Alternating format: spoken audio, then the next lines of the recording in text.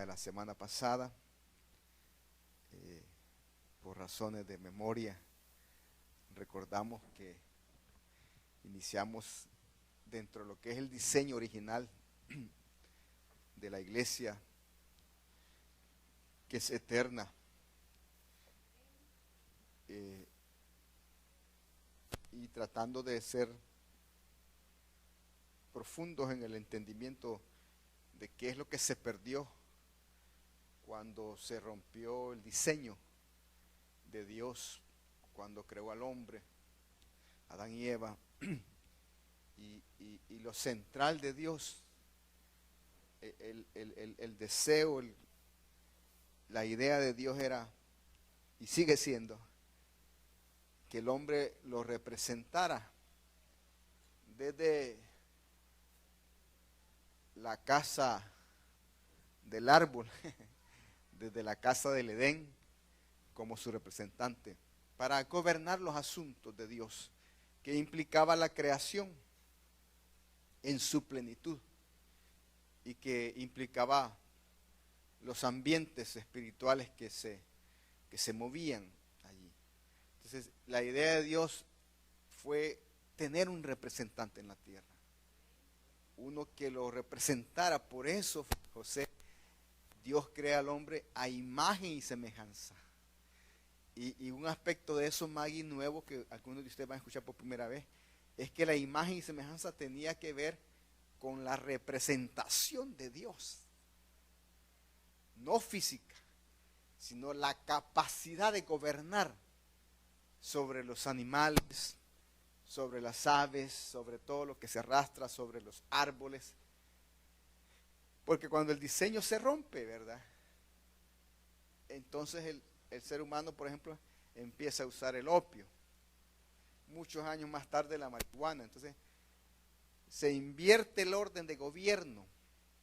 Ahora la marihuana gobierna millones de personas en la tierra. El opio, la cocaína, gobierna millones de gente en la tierra. Entonces la idea de Dios fue que el representante gobernara, pero para eso era necesario que Dios lo gobernara a él. Y como el hombre decidió ser gobernado por otro, entonces se rompió el diseño. Y la mala noticia es profunda, es crítica, hacemos la comparación con las unidades de cuidados intensivos. Nadie va a cuidados intensivos por un resfrío, digamos, regular, normalito. Se va a cuidados intensivos porque se va a pelear contra la vida, la muerte, a salvar una vida, ¿sí? Entonces, el entendimiento de esta circunstancia, de esta realidad, nos permite también valorar más las buenas nuevas del Evangelio.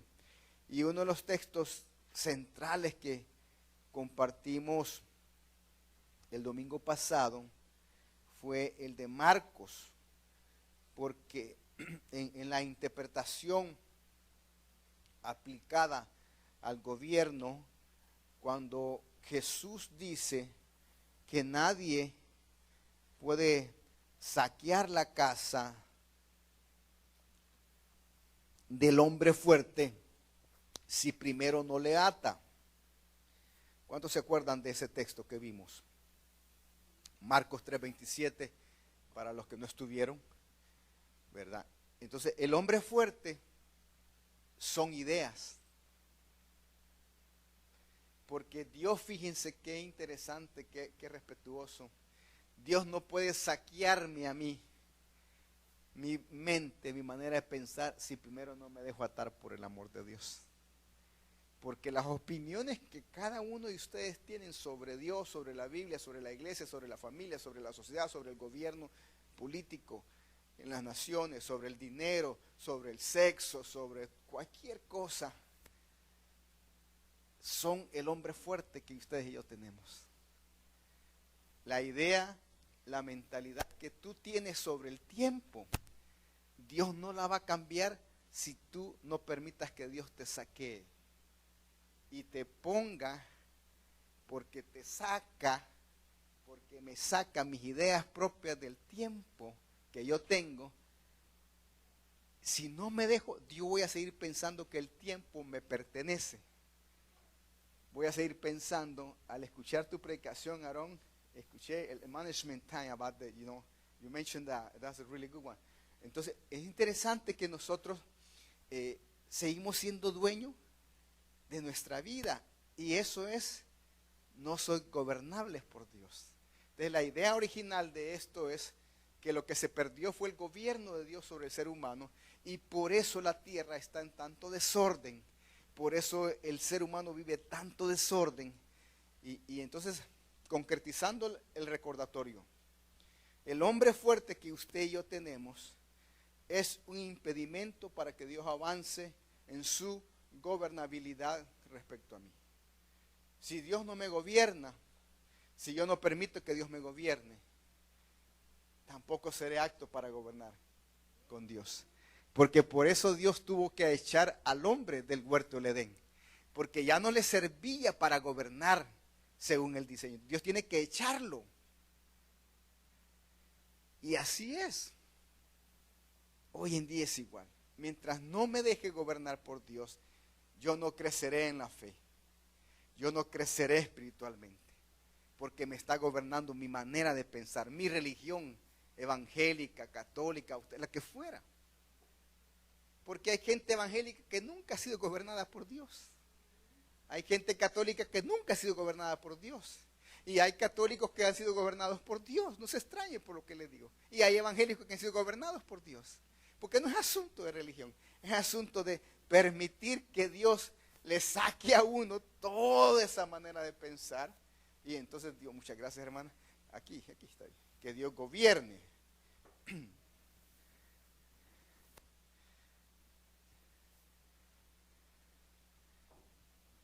¿Estamos?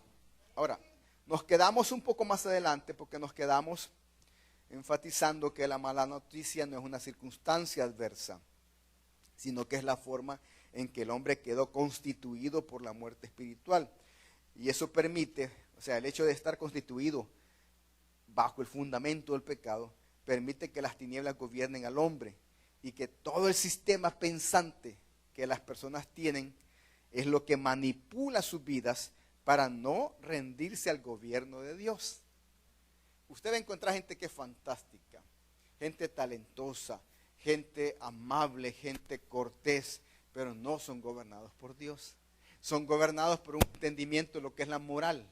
Son gobernados por un entendimiento de lo que es ser una buena persona. Son gobernados por lo que es la cortesía, la amabilidad. Y eso es bueno absolutamente. Pero no alcanza para dejarse gobernar por Dios. Porque el muchacho le dijo a Jesús, Señor, le dijo, he guardado los mandamientos desde mi juventud. ¿Cuántos se acuerdan de eso? Es más, le dice, he dado plata. Y Jesús le dice, no te alcanza. Porque tienes que ser gobernado por Dios. Entonces, amado pueblo, ser gobernados no significa que usted tenga que estar 2 o 3 veces reunidos en una congregación. Porque yo he estado en la congregación 42 años y hay áreas de mi vida que Dios todavía no gobierna. ¿Ayuda? Sí, ayuda, pero no es lo determinante.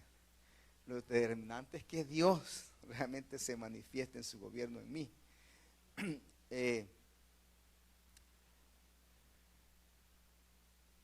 El gobierno de Dios en nosotros es hacer su voluntad. Vivir bajo el régimen de su espíritu, como Romanos lo dice. Si somos gobernados por Dios, aquí viene la parte que le mencioné del asunto de congregarnos. Nos congregamos con el propósito de manifestar a Cristo, edificar a los santos y no cumplir requisitos religiosos o tranquilizar nuestra conciencia. Eso es religión.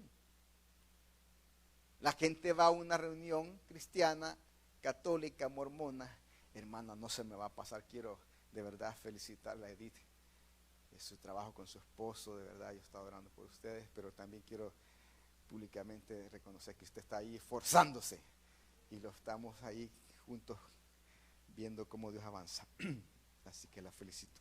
decía entonces, hermanos, que no es asunto de cumplir requisitos, porque eso es lo que la religión impone, para quietar la conciencia del ser humano. Lo hacen los testigos de Jehová, lo hacen los mormones, lo hacen los budistas, y a veces hasta mejor que los evangélicos. Los islámicos son mucho más radicales que los evangélicos.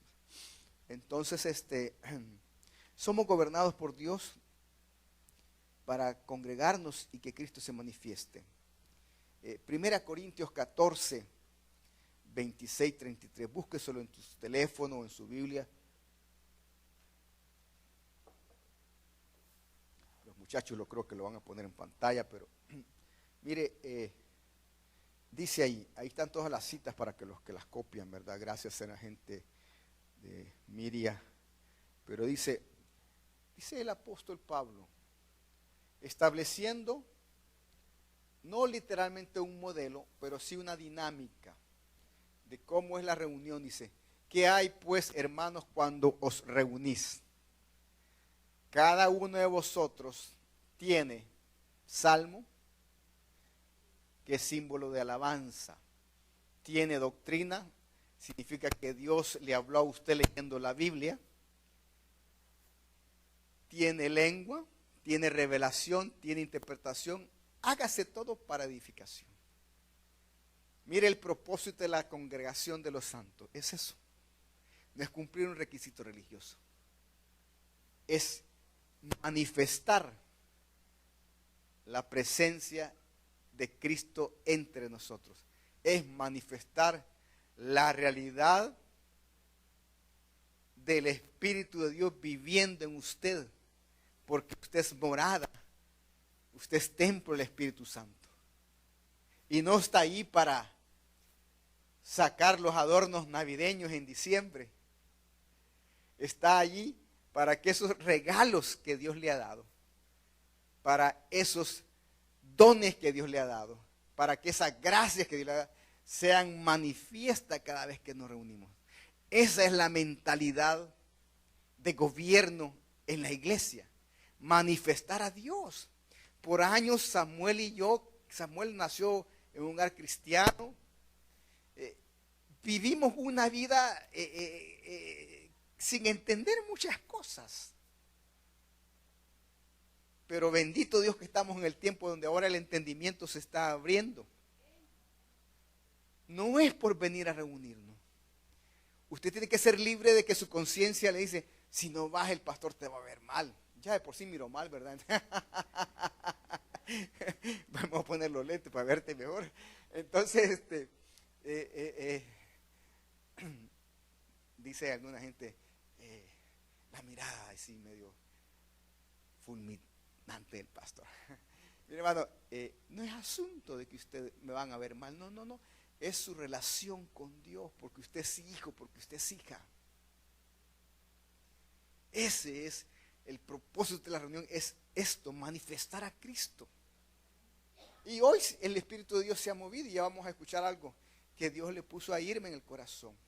Esa es la idea, que usted trae algo. Porque la mentalidad religiosa es, demen, que Dios me dé, que alguien me ore. No, usted es miembro del cuerpo de Cristo, usted aporta al cuerpo. Eso es gobierno de Dios. Amén.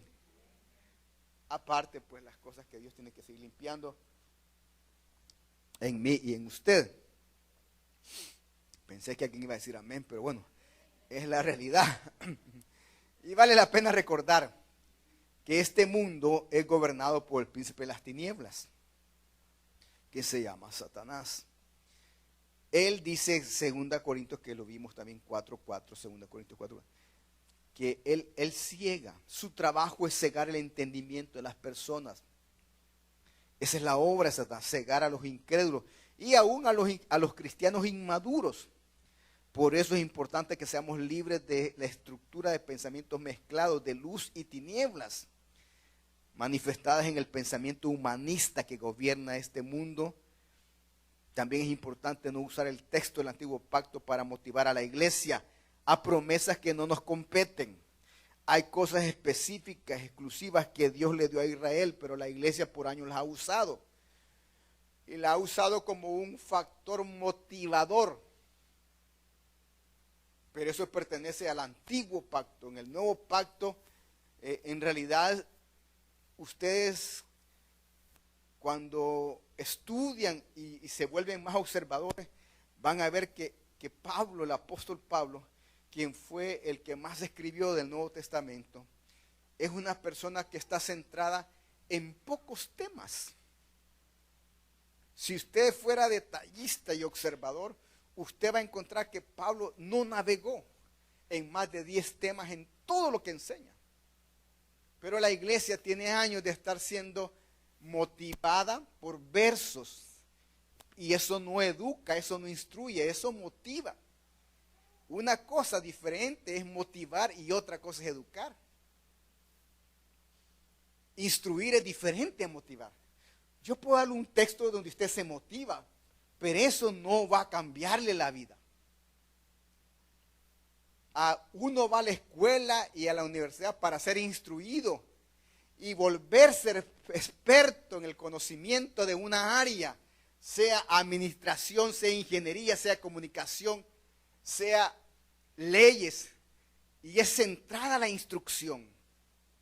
Eso se perdió en el gobierno de la iglesia. Y la iglesia se volvió un agente motivador. Pero cuando las circunstancias cambian, la motivación se termina.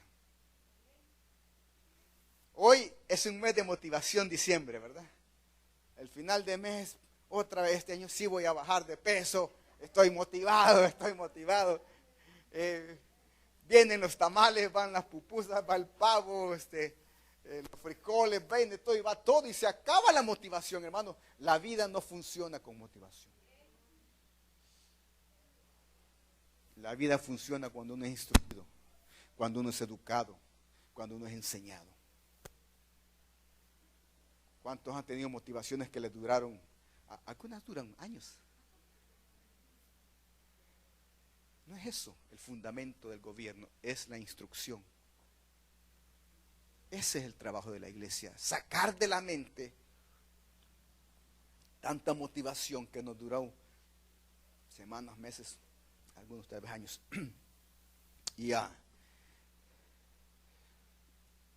no rechazo, que le quede claro, el Antiguo Testamento es palabra de Dios.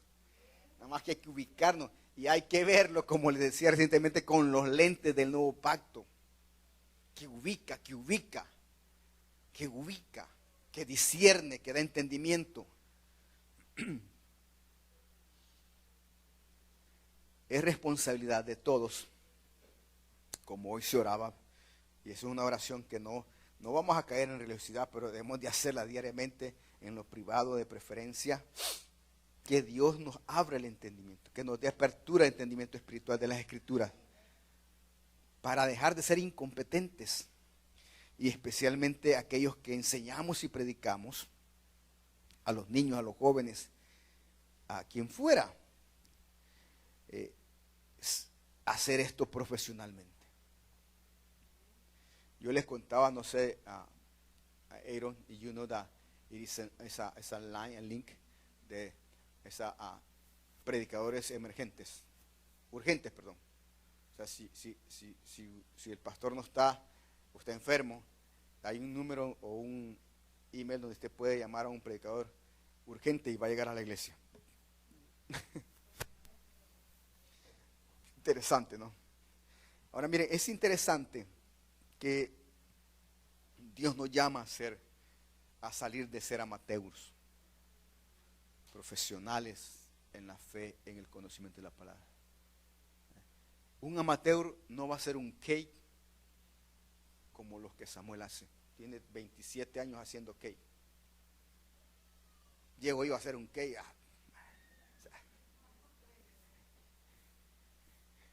Y nada más va a quedar como torta, ¿no? Estrellada. Entonces, hermanos, el gobierno de Dios requiere con que uno se vuelva profesional en lo de Dios. Y todos somos ministros, dice la Escritura. Nos ayuda mucho a dejarnos gobernar por Dios cuando nuestra obediencia avanza en madurez Filemón 1:21. ¿Todavía se acuerdan que hay un libro llamado Filemón? A ver, búsquenlo pues. El verso 21 de Filemón es interesante. Dice ahí, ¿cómo dice?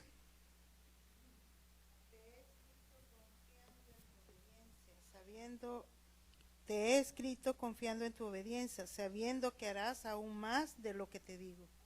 ¡Wow! ¡Qué cosa!, ¿no? Te he escrito sabiendo que harás mucho más de lo que te pido. ¡Qué calidad de obediencia! ¿Cuántos de ustedes tienen hijos así que hacen más de lo que ustedes les piden?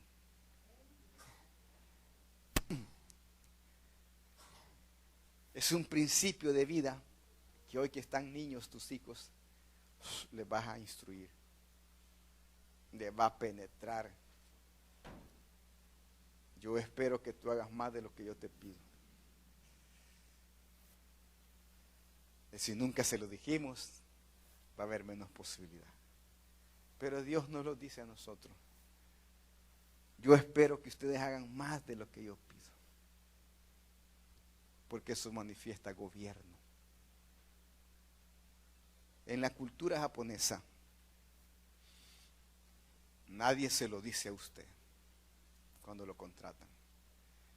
Todo mundo lo sabe desde que está en primaria. Todo mundo sabe que no hay 8 horas laborales en Japón. Todo mundo sabe que le van a pagar 8 horas, pero que mínimo usted va a trabajar 10 o 11 horas. Todos los días de su vida. Nadie te lo va a decir cuando te contraten, porque fuiste instruido en Japón desde niño, que por honor, por honra, por integridad y por cultura japonesa, tú vas a dar más de lo que se te pide. Mi cuñado ha vivido en Japón 25, 26 años. La primera vez que regresó me contó que le tomó 2 o 3 años ver un policía. Prácticamente no hay. Bueno, hoy hay más porque los jóvenes han cambiado un poco.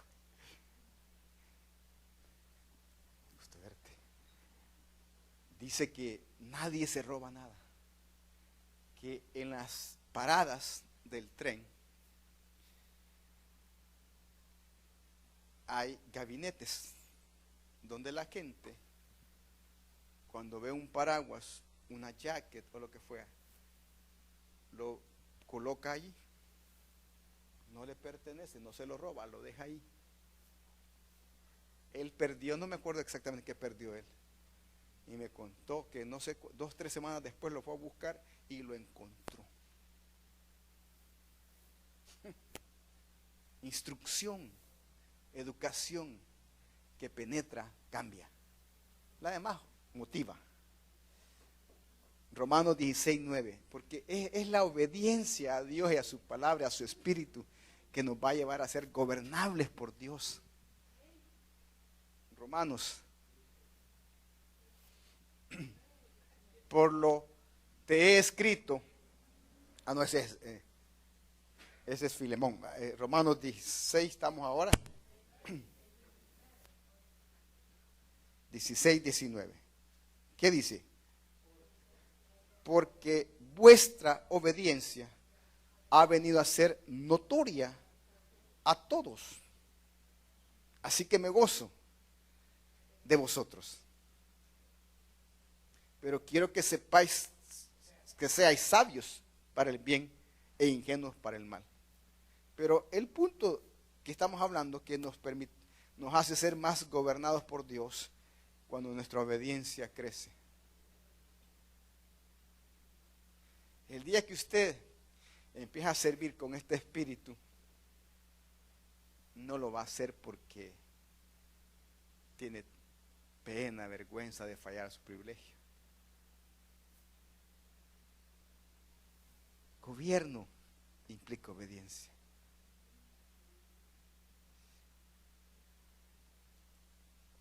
La obediencia a Cristo es clave para ser libres de las consecuencias de la muerte espiritual. Ser libres de la realidad de ser gobernados por una estructura de tinieblas. La obediencia a la luz del nuevo pacto que nos hace personas competentes para vivir el Evangelio y expresar a Cristo en nuestras decisiones, actitudes, forma de hablar y tratar a los demás.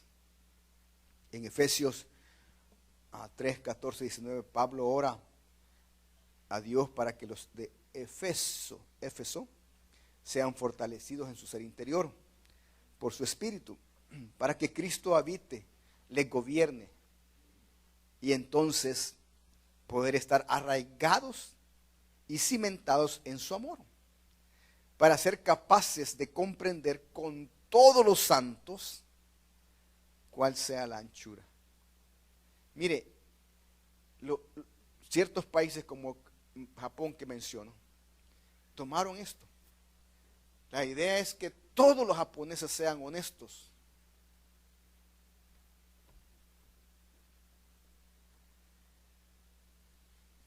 Es un principio de Dios. Que todos los santos tengamos esa competencia de expresar a Cristo. Y que seamos competentes también, capaces de comprender con todos los santos cuál es la anchura, la longitud, la profundidad y la altura. Y de conocer el amor de Cristo que excede a todo conocimiento. Para que seáis llenos de toda la plenitud. No puede ser uno pleno en Dios. No podemos tener plenitud si no acontece todo lo que se está diciendo anteriormente. Eso fue otra cosa que nosotros estamos saliendo. Por años la iglesia enseñó, vengan a buscar la unción, vengan a buscar el gozo, vengan a buscar una palabra. No buscamos a Dios. No buscamos algo, buscamos a alguien que nos llena. La gran diferencia es buscar algo a buscar a alguien.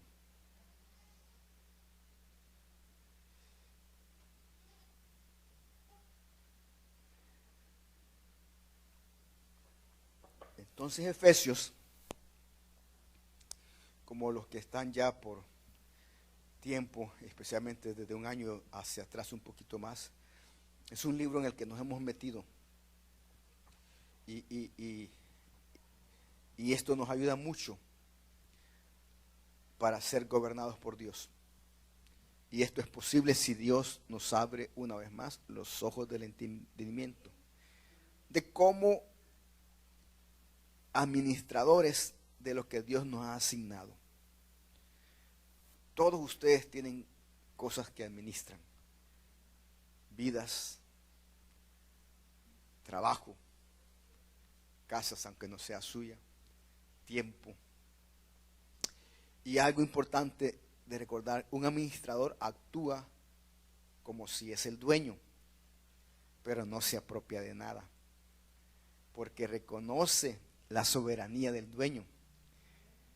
Y Dios quiere derribar en mí y en ustedes la mentalidad de que somos dueños de nuestra vida, porque eso se metió en el corazón del ser humano siglos atrás. Usted es dueña de su vida. Aunque no se lo hayan dicho, usted lo aprendió. Yo también. Así es. Nos creemos dueños de nuestra vida. Pero la gente religiosa podemos decir, sin Dios no soy nada. Eso no es verdad. Porque seguimos siendo dueños de nuestra vida. Y nuestra vida no nos pertenece. Le pertenece a Dios. Pero la religión es un engaño. Y Carlos Marx tenía razón, es un engaño. Se lo engancha, se lo vacila uno. Cuando yo tengo el entendimiento, la revelación, la luz, el conocimiento de que mi vida no es mía, sino que es de Dios, entonces es más fácil para Dios gobernarme. Lo mismo le va a usted y a mí con el tiempo. Es mi tiempo. No, es el tiempo que Dios nos concede. Gobernar implica que Dios nos toma también el asunto del tiempo Si Dios nos gobierna, nuestra obediencia no se basará en decisiones emocionales o usando nuestra mente carnal.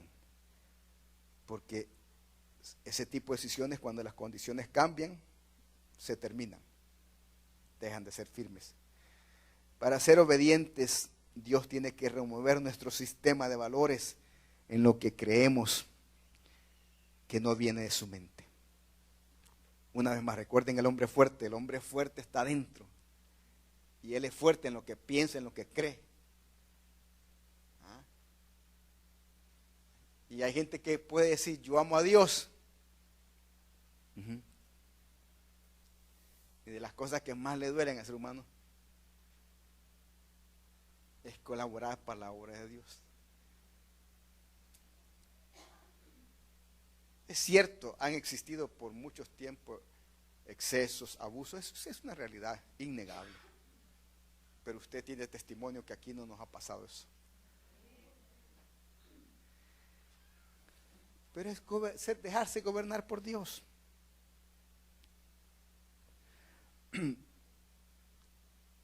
Es como que en realidad necesitamos que Dios nos deje sin argumentos. Que no tengamos otro camino más que obedecerle. Y entre más obedecemos, más autoridad tendremos. En realidad en eso consistió y consiste la autoridad de Jesús como Hijo y de Jesucristo como Rey. Obediencia absoluta. Y la obediencia tiene que ver también con un asunto de naturaleza. Su naturaleza humana y la mía, por naturaleza, son rebeldes, son desobedientes. Así somos, por naturaleza. Pero las personas que el Espíritu de Dios convence de pecado, le da una nueva naturaleza. Esa nueva naturaleza es obediente, porque no es corrupta, porque por naturaleza no es rebelde. Por eso nadie que no ha tenido la experiencia de nacer por el Espíritu para Dios, nadie puede ser obediente a Dios, nadie, eso es imposible. Si siendo convertidos todavía nos cuesta, pero escuchen esto, nos cuesta porque no habíamos entendido que es un asunto de usar la naturaleza que tenemos. Si yo aprendo a usar mi naturaleza divina de la que Dios me ha hecho participante, obedecer me va a hacer natural. Como me es natural ser opositor, ser rebelde, ser pleitista. Uno de los perfiles de la gente de El Salvador, que Dios bendiga El Salvador, y muchos latinoamericanos, es que somos gente pleitista, por naturaleza. Así, o sea, nos peleamos por nada. ¿Ah? ¿O usted nunca se peleó en la vida? Nunca se peleó por gusto. A la gente más tranquila, obediente, humanamente hablando, yo la he visto pelear por cosas pequeñas. Entonces fíjese, tiene que hacer uso del conocimiento que la Escritura nos da, que obedecer en este nuevo pacto se trata de saber usar la naturaleza divina que Dios nos ha dado. Porque a esa naturaleza divina sí le es natural obedecer. Hablando del tiempo, un oportuno recordatorio que Santiago hizo. Santiago en el capítulo 4, versos 13 y 14 menciona algo así como que todos decimos, mañana vamos a ir a Disneylandia, mañana vamos a ir a Las Vegas, haremos lo que hemos dicho. Pero Santiago dice, quiero recordarte que la vida es pasajera. Quiero recordarte que no se trata de vivir la vida por tu opinión. Santiago diría, te conviene decir, si Dios quiere, si el Señor quiere, haremos o iremos a este lugar. Eso es gobierno de Dios en mi vida y en la vida suya. Cuando le pregunta a Dios uno qué hacer, a dónde ir. No va a ser usted un robot. Tampoco le tiene que decir, Señor, me queda bien este blanco, este azul. Eso son cosas que no tienen nada que ver en sustancia. Tiene que ver con tomar decisiones para manifestar que Dios nos gobierna. ¿Con quién me asocio para un trabajo? Mi cuñado, a saber si te va a robar después. No, que Dios te gobierne y te guíe. Ese es el asunto. Y la vida es pasajera, hermano. Aunque ustedes se unieron ya a la idea, al pensamiento, al deseo que yo tengo de vivir muchos años. Bueno, una se apunta a los demás. Los enterramos en 10 años, en 15 años. ¿En cuántos años lo enterramos, Juan Carlos? Nosotros queremos vivir 110 años mínimo. Con salud. Sin Alzheimer. ¿Cómo se llama el otro? Sin parqueadero, dijo un amigo mío.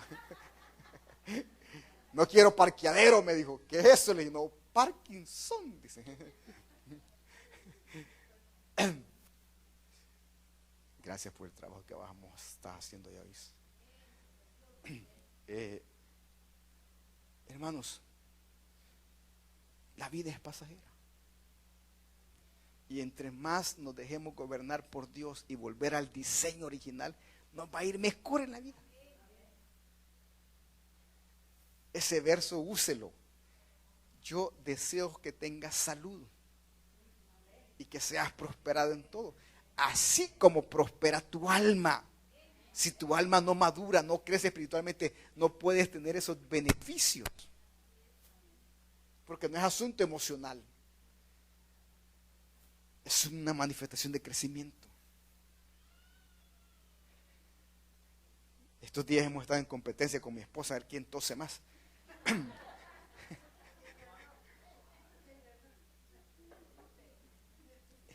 Y yo le decía al Señor, anoche precisamente fue esto, ¿no?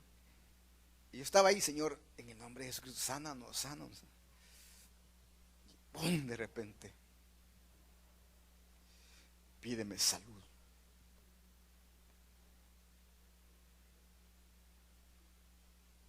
La idea de Dios fue tener salud. Por el desorden vinieron las enfermedades. Pero la idea de Dios es salud. Y es una garantía que yo no puedo ofrecerles, como algunos han pretendido abusar, que nunca se va a enfermar. No. Porque imagínense, usted, yo visitamos gente que tiene gripe, algo agarramos. Es normal. Pero la idea es la salud de Dios, que viene por prosperidad espiritual. Porque la vida es corta, hermano. Aunque vivamos 110 años. ¿Qué es? Miren, la clase del viernes se la recomendamos que adquieran el CD. Los que no vinieron se fueron al cine, se fueron a cualquier cosa de esas. Hablamos de la eternidad.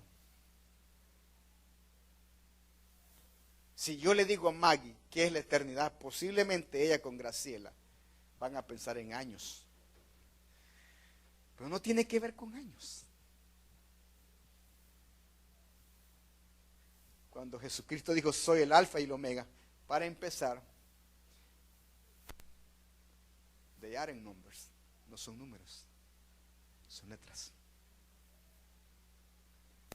Entonces, hermano, el tiempo que estamos viviendo acá, nos conviene dejarnos gobernar por Dios.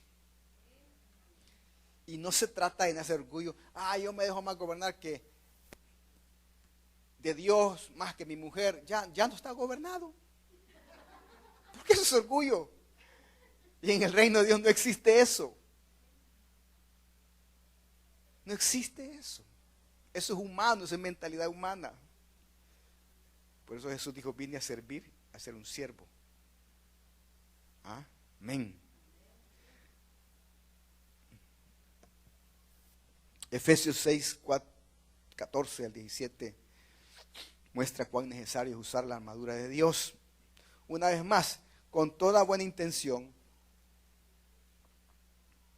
pero con un poco de ignorancia, yo hasta les enseñé que uno se ponía, ¿verdad?, la armadura de Dios,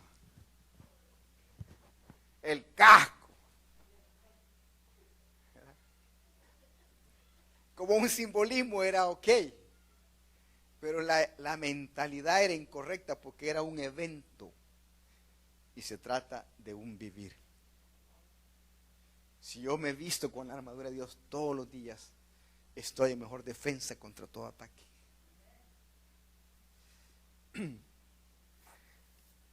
Y este texto muestra cuán necesario es usar la armadura de Dios todo el tiempo para ser gobernados por Él. Dios no quiere que Dios nos quiere con su espíritu y palabra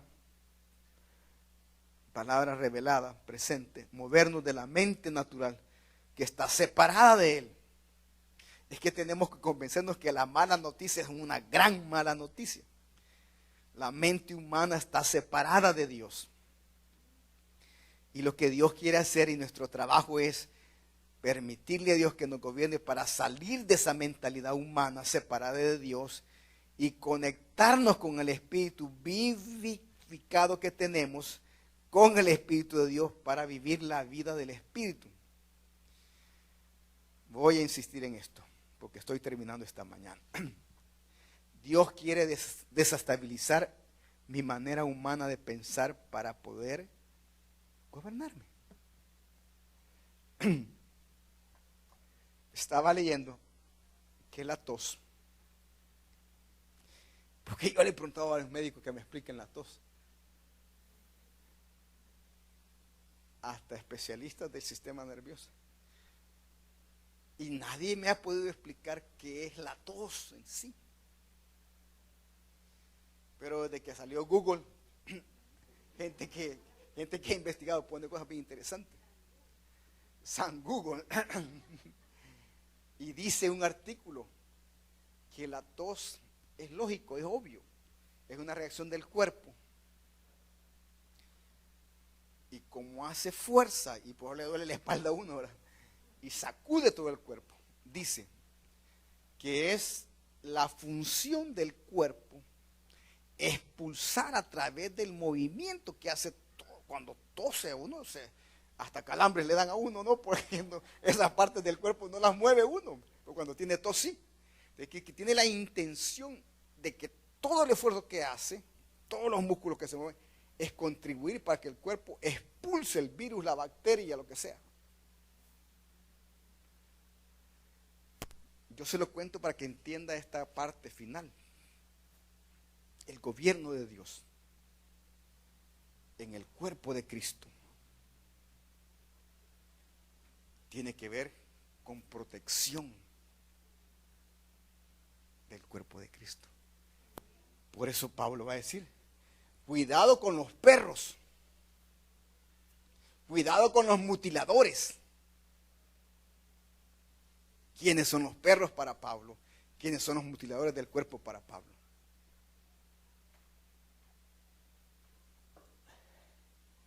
Todo lo que atenta, todo lo que confunde, todo lo que desvía del propósito eterno de Dios y todo lo que hace funciones de apariencia, de motivación, de las cosas que los perros hacen, díganme dos, la más común que es.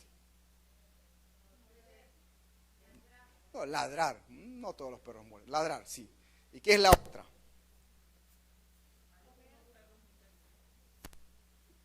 Diga conmigo, lamer. El perro lame. Y ustedes han escuchado que aún ciertos animales, incluyendo el perro, si lo lamen a usted en una herida, usted va a cicatrizar, pero no lo va a curar. ¿Sabe qué han hecho los perros en la iglesia? Espirituales.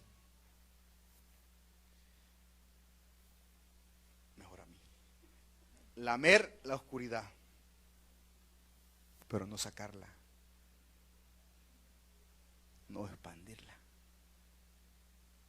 Entonces, ahí anda uno como evangélico aparentando. Pero la palabra cuando penetra, separa lo podrido, lo saca. Los perros son cariñosos, dijo ahí. Muy bien. Yo te profetizo con cariño, te declaro que vas a ser millonario, que Dios te va a usar. Pero es posible que yo mismo sé que estás teniendo 2 mujeres. Lamen.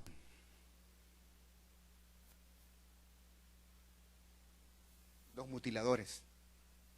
Los que separan al cuerpo de Cristo por doctrinas teológicas.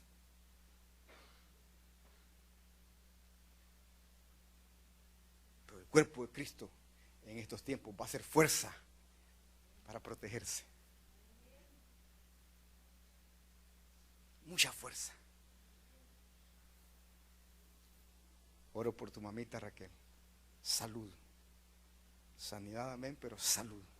Salud, salud. Usted se va a ir maravillando de lo que realmente somos en Cristo. Es un honor, es un privilegio. Yo no sé la historia de Juan Carlos, pero yo estaba hoy orando y pensando en él. Y públicamente lo invito a que sea parte de esto, allá en El Sabor, donde sea. Esto es lo mejor que nos puede pasar en la vida, entender el diseño de Dios. Por eso el gran precio que Dios tuvo que pagar, la vida de su Hijo. No para levantar una iglesia más o menos, no, una iglesia gloriosa. Que le ha tomado siglos al Señor y todavía falta mucho para que la iglesia despierte. Pero que lo llegaremos a hacer, lo llegaremos a hacer. Y ahí está su contribución al cuerpo de Cristo. ¿Qué trae usted a la reunión? Salmo, una manifestación del Espíritu en dones, un consuelo para alguien. Estamos dejando atrás venir por compromiso, por religiosidad. Dejemos esto atrás. Eso no bendice el cuerpo de Cristo. Eso no empuja para sacar lo que no sirve de mi vida y de la suya. Esto es glorioso, hermanos. Esto es una gloria del Señor.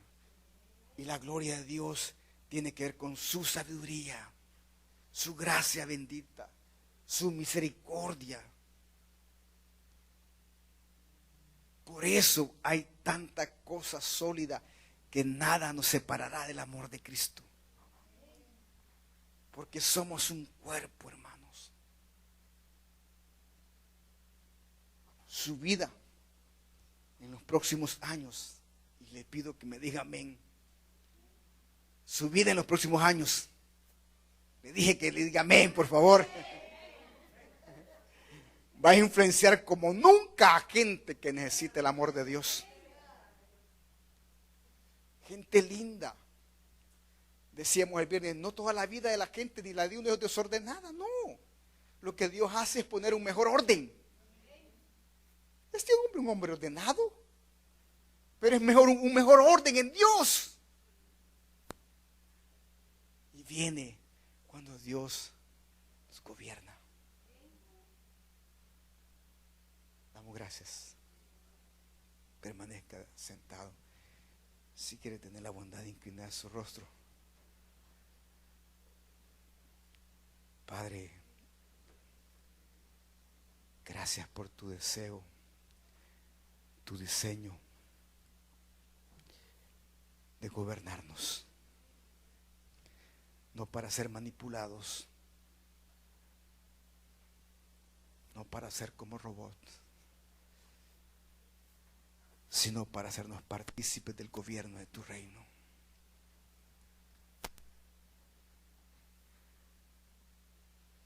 Escucha el deseo de nuestro corazón, Padre. Que tu palabra despierta no en una motivación emocional, es en una verdad que toca nuestro espíritu, para ser gobernados por ti, para ser gobernados por tu palabra, por tu espíritu, para saber usar la naturaleza divina que nos has dado, que no admite corrupción, que le es natural obedecer a tu voz y a tu palabra. Señor, creemos que tenemos la oportunidad de ser esta generación que creció, que maduró, para ver tu regreso a esta tierra. Queremos unirnos a los que van en avanzada, de los que aprendemos, de los que han crecido más que nosotros. Unirnos al clamor que les has puesto, el dolor de parto por tu iglesia. Los que sufren dolores de parto por ver madurar la iglesia en la tierra, por volvernos gente profesional en esto, Señor. Dejar de ser religiosos, dejar de hacer las cosas por conciencia. Padre, gracias por este tiempo que estamos viviendo. Y es tu buena voluntad, agradable y perfecta, que todos maduremos, que todos crezcamos. Hemos renunciado a la idea de ser héroes, de ser los súper espirituales. Ya no importa eso, Señor. Siempre te importó el cuerpo, los miembros, por pequeños que sean, por nuevos que sean. Tu corazón siempre fue el cuerpo, la iglesia, no gente que brillara, que los demás estuviéramos en oscuridad. No, es tu cuerpo. Por eso pagaste con tu vida, para hacernos tu amada. Padre, gracias por cada uno que estamos acá, que recibimos tu palabra. Gobiérnanos, Señor, gobiérnanos. Ore por alguien y dígale: Padre, gobierna la vida de mi hermano. Ore por alguien un momento, ore por alguien. Busque a alguien, que nadie se quede sin orar por alguien, o que alguien ora por ella, por favor.